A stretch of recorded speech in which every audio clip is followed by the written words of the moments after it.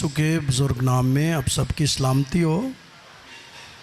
आइए खुदावंद के मुक़द्दस कलाम में से गलतियों के ख़त के 5वें बाब की 22वीं आयत से खुदावंद का ज़िंदा कलाम पढ़ेंगे।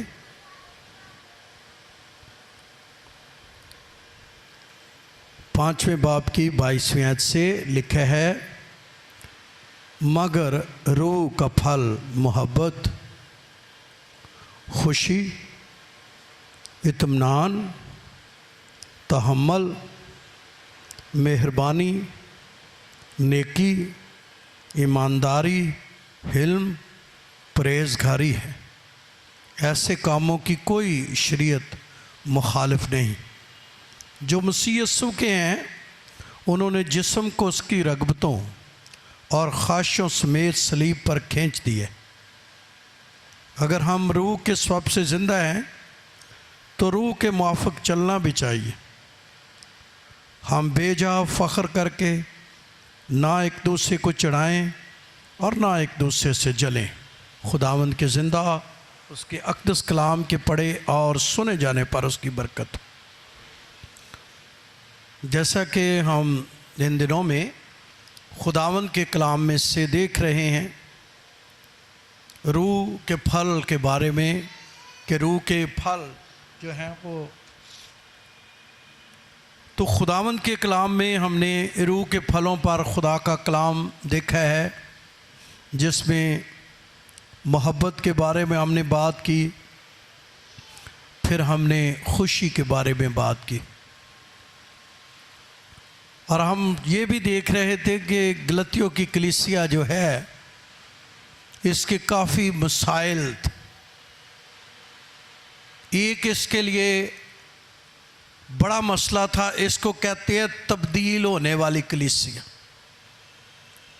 यानी ये बदलती रहती थी। जैसे कहा नहीं जाता कि जो है वो कोई पता नहीं इसके चेंज होने का, तो इस कलीसिया के अंदर भी चेंजिंग बड़ी आती थी, एक जगह पर खड़े नहीं होते थे। तो ये इसका बहुत बड़ा मसला था।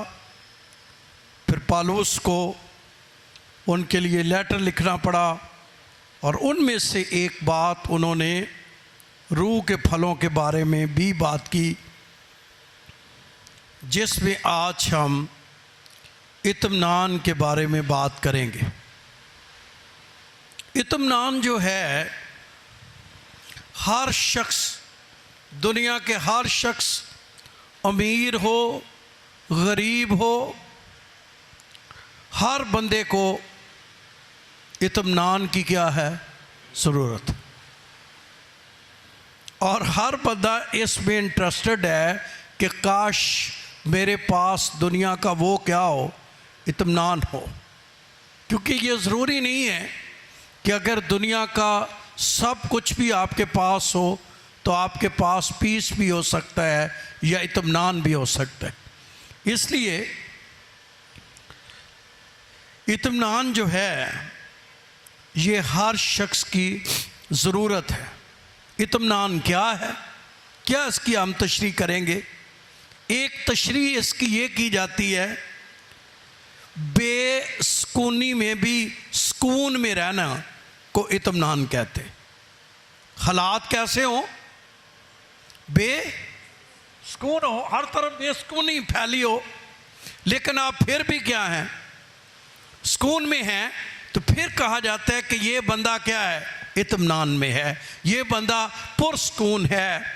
और इसको ये भी कहा जाता है कि हर तरह की बेसुकूनी में फिर भी आप सुकून में रहें, तो इसको क्या कहा जाता है, इत्मीनान। आपको पता है कि कई दफ़ा इंसान थोड़ी सी बात में भी बेसुकून हो जाता है, उसका सुकून उड़ जाता है, उसका इत्मीनान उड़ जाता है। इसके लिए एक बंदे ने एक बड़ी खूबसूरत मिसाल दी है कि ये एक रूह का ऐसा फल है कि बेचैन दुनिया में भी आप चैन में रहें। दुनिया में बेचैनी है, हर तरफ बेचैनी है, लेकिन आप फिर भी इस अबतरी की दुनिया में, बेचैनी की दुनिया में आप फिर भी क्या रहें, चैन में रहे, इसको इत्मीनान कहते हैं। और उसने एक बड़ी अच्छी एग्जाम्पल दी, और उसने कहा भी एग्जाम्पल उसने ये दी कि किसी शख्स ने कहा कि भी आप सुकून की या इत्मीनान की कोई तस्वीर बनाओ। हर बंदे ने कोई ना कोई क्या बनाई, तस्वीर बनाई, खूबसूरत उन्होंने अक्कासी की उसकी तस्वीर की। लेकिन एक बंदे ने तस्वीर बनाई, आबशार बह रही है, परिंदे चार चहचहा रहे हैं, शोरो गुल है, बहुत ज़्यादा नीचे अफरा तफरी है।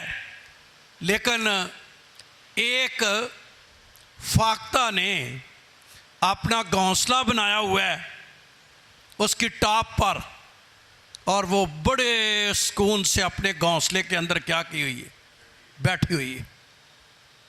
तो ऐसा बंदा जो बेचैन दुनिया में भी ऐसा जहां अफरा तफरी है, जहां हर तरह का माहौल इस तरह का है, वहां कोई शख्स इत्मीनान में रहे तो इसको कहते हैं कि ये रूह का फल क्या है, इत्मीनान है। ये नहीं होना कि हालात आपके लिए पुरसकून होने। हम अक्सर इस बात के लिए सोचते हैं कि जब हालात सारे पुरसकून होंगे, लेकिन ये बात जान जाइए कि जब तक हम ज़मीन पर हैं या बदन के वतन में हैं, हालात के अंदर क्या आती रहनी है, तब्दीली आती।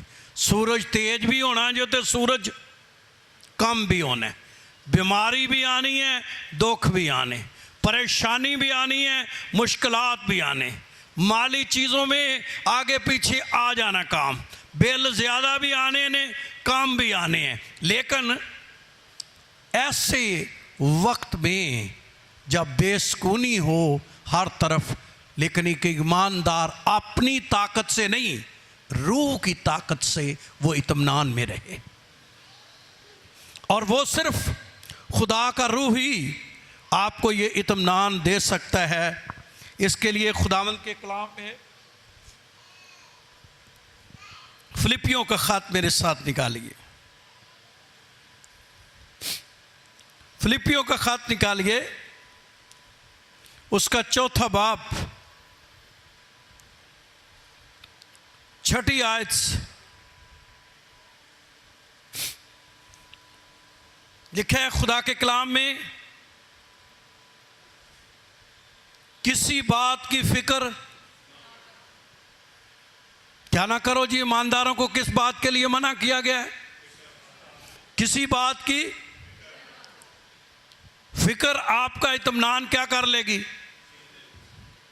किसी बात का फिक्र ना करो, बल्कि हर एक बात में तुम्हारी दरखास्तें दुआ मिन्नत के वसीले से शुक्रगुजारी के साथ क्या की जाए, खुदा के सामने क्या की जाए जी, पेश की जाएं। क्यों पेश की जाएं? लिखा है तो खुदा का इत्मीनान जो समझ से बिल्कुल बाहर है, तुम्हारे दिलों और ख्यालों को मसीह यस्सु में क्या रखेगा।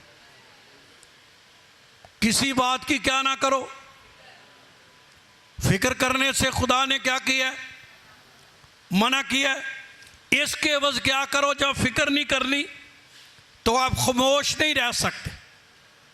इसके एवज खुदावंद ने यह कहा है कि जब आपने फिक्र नहीं करनी तो फिर ये काम करना है कि हर बात में अपनी दरख्वास्तें दुआएं मिन्नतों के वसीले से शुक्रगुजारी के तौर पर क्या करनी। दूसरे लफ्ज़ों में कि हर हालात में आपने खुदावंद की शुक्रगुजारी करनी। क्या करनी है जी? शुक्रगुजारी करनी है। अगर कोई बंदा हर हालात में क्या करेगा, शुक्रगुजारी करेगा, तो लिखा तो खुदा का इत्मीनान,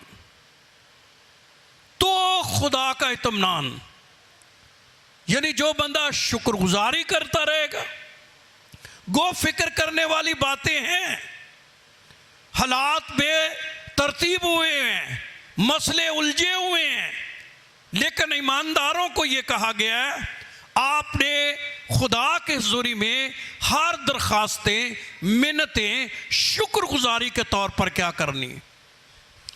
एक दुनियावी बंदे से और रूहानी बंदे में क्या फ़र्क हो सकता है?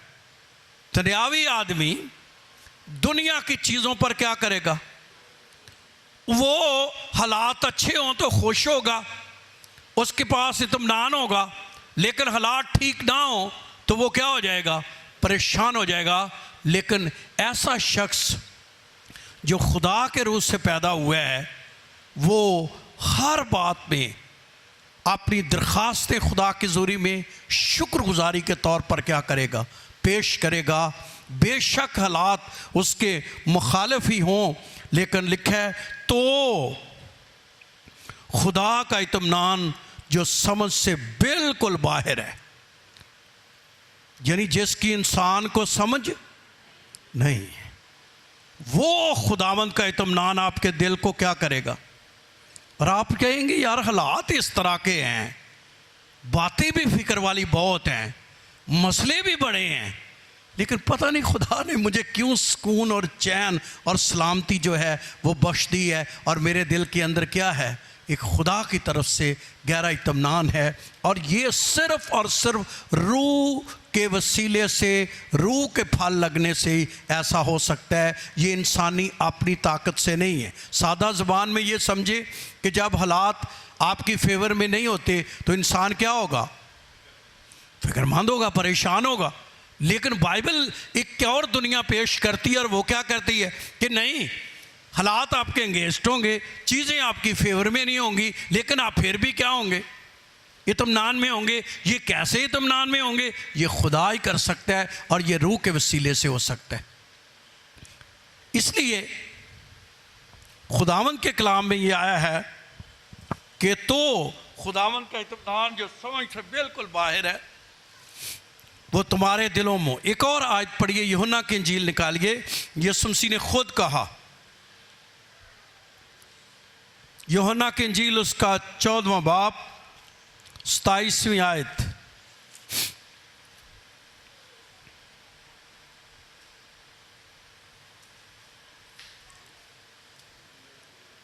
जी, मैं तुम्हें इत्मीनान दिए, तो ये कौन देता है? यानी ये इंसान के अपने बस की बात, ये कोई देने वाला है। कौन देता है? लिखा है कि मैं तुम्हें इत्मीनान दिए, अपना इत्मीनान। कौन सा? मसीह का इत्मीनान। मैं अपना इत्मीनान तुम्हें दिए देता हूं, जिस तरह दुनिया देती है मैं तुम्हें इस तरह नहीं देता। ये फर्क है, और ये खुदावंद ही देता है। और अपना इत्मीनान, और अक्सर जब कोई डेथ हो जाती है तो अक्सर ये हवाला पड़ा जाता है कि भाई मसीह ने कहा मैं अपना इत्मीनान तुम्हें क्या करता हूँ? देता हूँ। तो ये रूह का फल है जो खुदावंद की तरफ से मिलता है। मुश्किल हालात में, ऐसे वक्तों में जब आपकी सिचुएशन आपके ख़िलाफ़ हो, चीज़ें सारी अगेंस्ट हों, आप माली क्राइसिस में हों, आप बीमारी के किसी मसले में हों, आप बच्चों के हवाले से किसी प्रॉब्लम में हों, आप किसी, फिर भी आप खुदावंद में पुरसकून हों, और खुदावंद ने आपको ऐसे वक्त में भी ईमान और इत्मीनान क्या किया हो? बख्शा हो। ये कौन पैदा कर सकता है? खुदा का पाक। वैसे तो इंसान मिनटों में क्या हो जाता है? परेशान हो जाता है। मिनटों में जो है उसका सब्र जवाब दे देता है। लेकिन याद रहे ये इत्मीनान बड़ा ज़रूरी है। लेकिन मैंने इन चीज़ को नोट किया है, अगर खुशी और इत्मीनान इनको पाना चाहते हो तो इसका एक तरीका है सादा ज़बान में ये है, जितना खुदा के काम में दिलचस्पी होगी, खुदा का काम करोगे, तो ये चीज़ें आपकी ज़िंदगी का क्या होंगी। जो बंदा खुदा के काम में उसको दिलचस्पी नहीं है, दिलचस्पी क्या मतलब का खुदा का काम, आपको खुदा के काम की छोटी मोटी फिक्र हो, आप हो सकता है किसी के लिए दुआई कर रहे हो, आप हो सकता है किसी को कह सकते हो चलो मैं भी आपको चर्च लेकर जाता हूँ, आप हो सकता है किसी की रूह बचाने के लिए आपको क्या हो, तो आपको फोकल फितरत खुदावंद की तरफ से क्या मिलेगी, खुशी भी मिलेगी और क्या मिलेगा, इत्मीनान भी मिलेगा। इसलिए मसीह ने जब मत्ती की इंजील में ये बात कही तो वहाँ खुदावंद के बंदे ने एक बड़ी खूबसूरत बात कही और यीशु मसीह ने कहा, क्या ये बोझ उठाने वाले लोगों, मेहनत, अगर आप मत्ती की इंजील का हवाला पढ़ें तो पूरी आयत पढ़ेंगे 11वें बाब की, वहाँ भी यीशु मसीह का एक बहुत बड़ा दावा,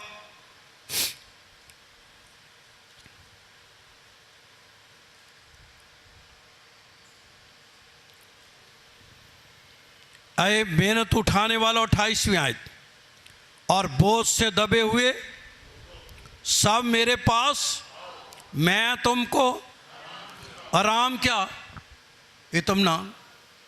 तो कौन देगा, यानी दुनिया में जितना बोझ उन्होंने उठाया हुआ है और गुनाह का बोझ है, परेशानियां हैं, मुश्किलात हैं, लेकिन मसीह ने ये कहा, क्या ये मेहनत उठाने वालों, बोझ से दबे हुए लोगों, सब मेरे पास आओ, मैं तुम्हें आराम दूंगा।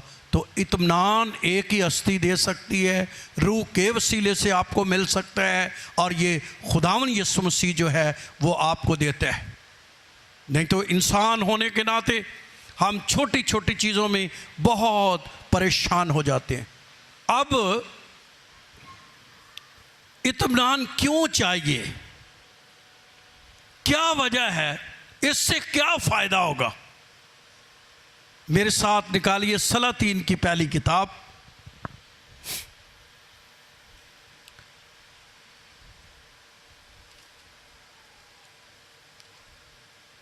उसका 5वां बाब। जब आपकी ज़िंदगी में इत्मीनान होता है तो फिर क्या होगा, और मसीह ने क्यों इतना इस बात पर पालूस के वसीले से जोर दिया। पढ़े कोई 5वें बाब की चाहता याद जे, पहला सलातीन 5वां बाब पहली आयत से पढ़िए।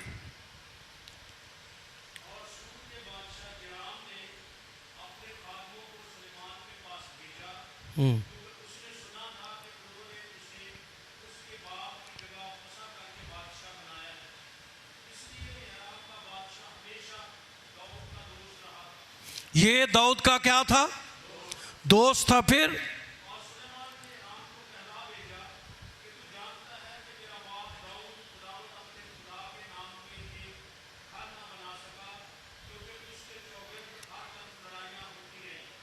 यानी दाऊद घर बनाना चाहता था लेकिन क्या नहीं कर सका, नहीं बना सका। वजह, उसके दौर में हालात बहुत ही ज्यादा क्रिटिकल से, हर तरफ क्या थी, लड़ाइयां। तो वो कह रहे मैं घर बनाना चाहता था लेकिन मैं बना नहीं सका। जब इंसान इत्मीनान में नहीं होता, मुश्किलात में होता है, वो बहुत कुछ बना नहीं पाता, उसके बस की बात नहीं होती। क्योंकि ये चीजें कब बनती हैं, जब आप इत्मीनान में होंगे। क्या चीज क्यों जरूरी है, मतलब एक बंदा परेशान ही रहे हर वक्त, उन्होंने ऐदी भी परेशानी है, उन्होंने ऐदी भी परेशानी है, ऐदी भी, लेकिन वो कुछ बना नहीं पाएगा। मुकाशफा ये है, अगर आप अपनी जिंदगी में कुछ बनाना चाहते या बनना चाहते हैं या बच्चों को बनाना चाहते हैं या जिंदगी में कुछ ना कुछ आपने आगे बढ़ना है, तो फिर एक राज है कि आपका होना चाहिए, क्योंकि आप खाली रहेंगे, बेचैन रहेंगे। आगे उसने क्या लिखा है, बड़ी खूबसूरत पढ़ने वाली और ये सीखने वाली बात है जी।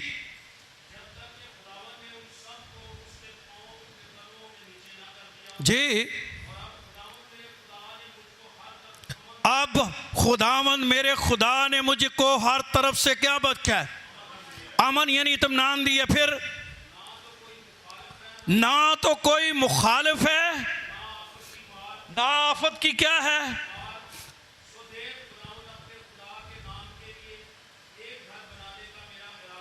जी,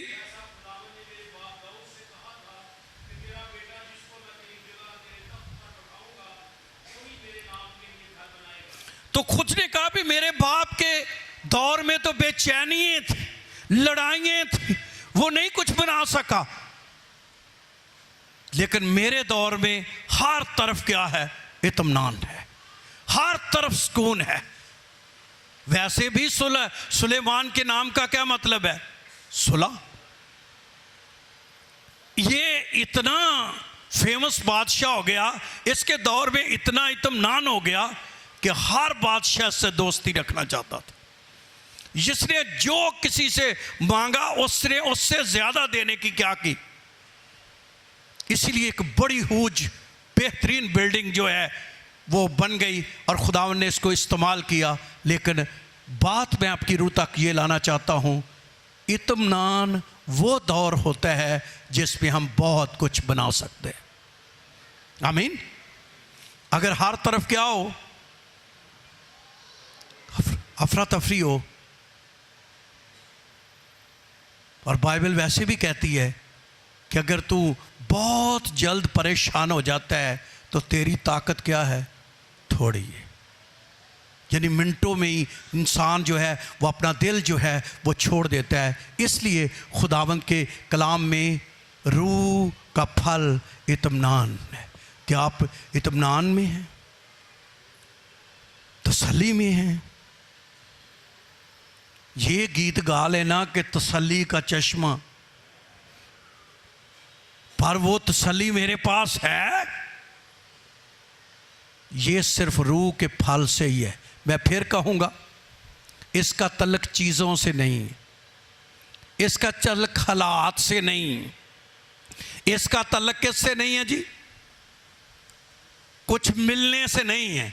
ये तो खुदावंद की तरफ से है कि आपके पास कुछ हो या ना हो, आप फिर भी उससे क्या किए हुए हैं, भरे हुए हैं।